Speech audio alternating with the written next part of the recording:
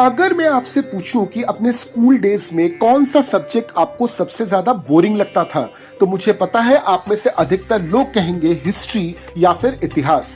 मगर क्या आपने कभी सोचा है कि ये हिस्ट्री आखिरकार हमें पढ़ाई क्यों जाती थी? हिस्ट्री एक सब्जेक्ट के नाते बहुत इंपॉर्टेंट इसलिए है क्योंकि हिस्ट्री के नॉलेज के बेसिस पर बनती है आपकी सोच। अब इन दो तस्वीरों को देखिए। पहले तस्वीर को तो आपने पहचान ही लिया होगा, मदर टेरेसा। मगर ये दूसरी तस्वीर किसकी है? अब प्रॉब्लम यहीं पे है।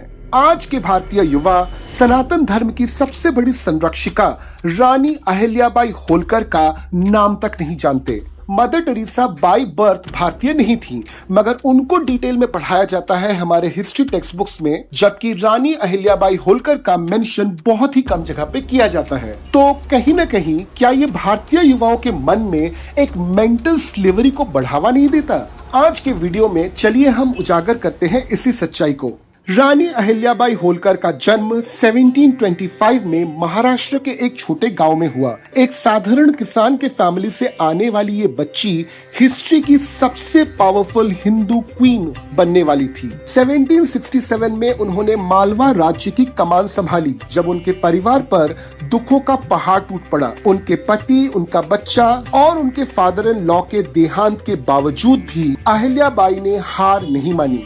उनका राज्य सिर्फ वॉर या पॉलिसी पर नहीं बल्कि हिंदू धर्म और कल्चर के पुनरुद्धार पर फोकस था।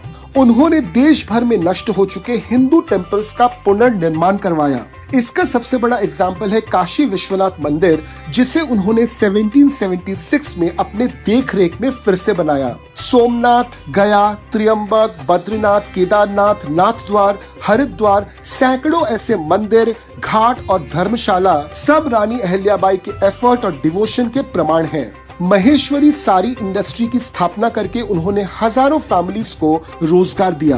वुमेन एम्पावरमेंट के लिए विडो रिमैरिज, प्रॉपर्टी राइट्स और सोशल रिफॉर्म्स लागू किए। लेकिन आज हमारी सोसाइटी रानी अहिल्याबाई के नाम को सिर्फ दो स्टेट्स मध्य प्रदेश और महाराष्ट्र तक ही प्रोमिनेंस देती है। नेशनल लेवल पर आज रानी अहिल्याबाई एक भूली हुई वॉरियर क्वीन है।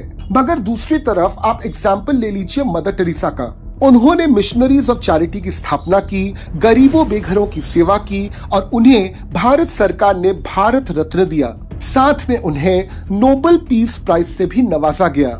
मदर टेरेसा की डिटेल्ड जीवनी आपको हर स्कूल के NCERT, CBSE, ICSE text books में डिटेल में लिखा हुआ मिलेगा। लेकिन वहीं अहिल्याबाई होलकर जो हिंदू सिविलाइजेशन की असली प्रिजर्वर थीं, उनका जिक्र टेक्स्ट बुक्स में बिल्कुल ही मार्जिनल है।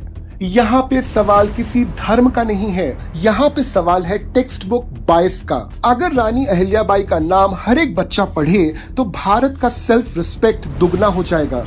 अपने देश की सही हिस्ट्री को जानना एक गर्व का विषय है और हम आशा करते हैं कि आजादी के बाद जिस तरह से बहुत सारी पीढ़ियों ने हमारे देश के असली इतिहास को नहीं जाना, ऐसा मिसफॉर्च्यून एटलीस्ट हमारे आने वाली पीढ़ियों को न मिले।